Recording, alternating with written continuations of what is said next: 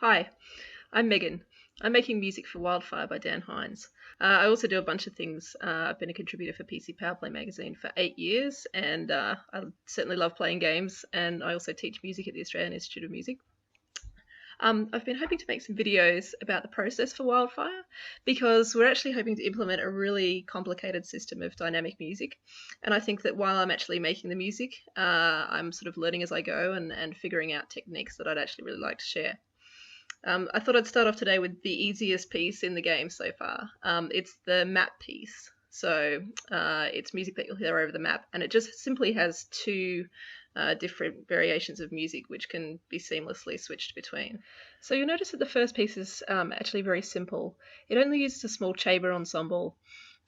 Dan is very interested in getting Celtic sounds combining with orchestral sounds, so I tend to kind of pick and choose a selection of these for each of the pieces. I'm using Sibelius 7 and Garrett and Personal Orchestra 4, and when I play this for you, it will actually have been produced in Ableton Live 9 Suite. Essentially started off with the horns, so I started with the horn parts. I didn't really have any harmony in mind, but it sort of morphed into a C minor kind of a track pretty quickly. I'm employing the cross rhythms there with the triplets against quavers in order to give a sense of purpose to the player when they're on the map.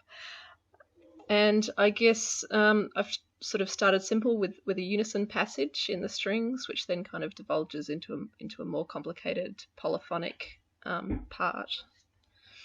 I'll play it for you now.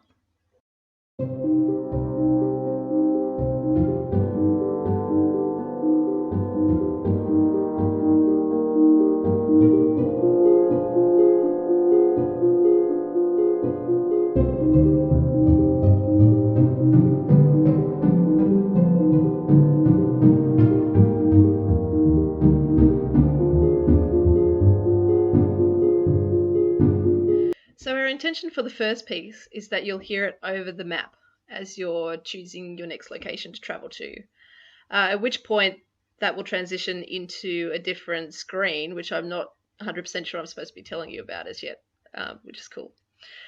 So I won't, but I'll show you the second piece now.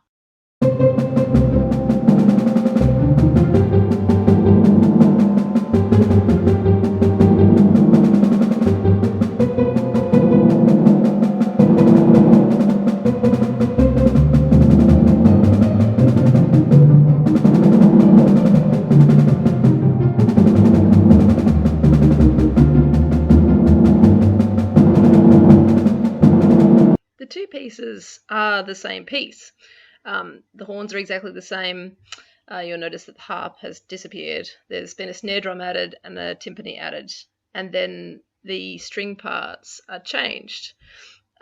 We do need them to still actually be the same piece though, so that they can run simultaneously, one of them at 0 volume, and then you basically hear whichever variation your game state reflects. So if you look at the two violin melodies next to each other, they are different, but they have the same shape, and they have a lot of the same kind of timing elements. Pitches are directly referenced. This means that they should be able to crossfade between each other fairly seamlessly. Similarly with the pizzicato double bass part, you can see that it is the same melody again in the first half, that same unison melody and how it transforms. In the second half, it's just simply a walking bass line which you hear twice as frequently. It's a technique called rhythmic subdivision, in which I think is really effective in terms of increasing the intensity of a piece whilst not actually changing the musical material very much at all. Of course, the best intentions that you have whilst you're actually making dynamic music are only as good as how they sound when you test them. And iteration, like being able to make something, try it, give yourself or solicit feedback, and then make something better and try it again is a really important part of this particular process. I'm really lucky that Dan actually puts the music into the game pretty much straight away, so we can actually test it with playthroughs immediately. So here is these two variations in the map.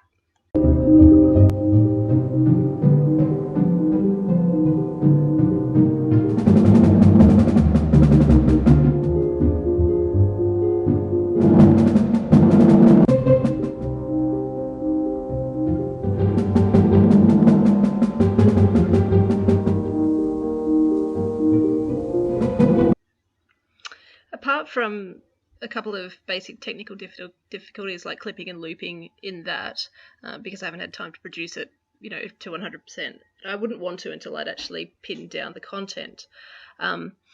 I think the baseline works really well with that subdivision technique that we were talking about. I think that the addition of the timpani is too much because it hasn't been referenced in the previous part. I think that the harp, losing the harp is probably a good idea, because instead of creating a 2-3 cross rhythm, I don't actually really want to create a 3-4 cross rhythm after I've subdivided the quavers from the first variation.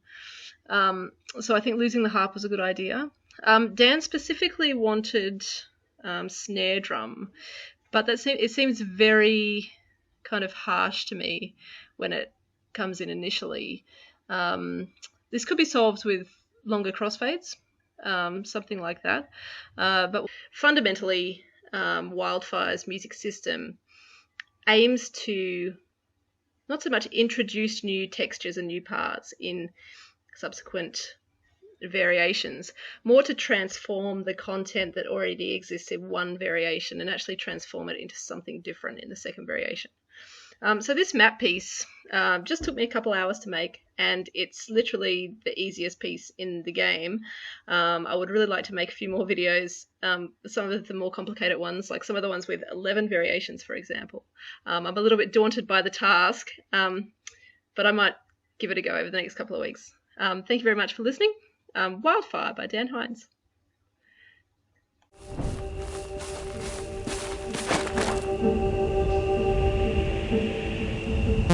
You are in such trouble now. You'll be in such trouble.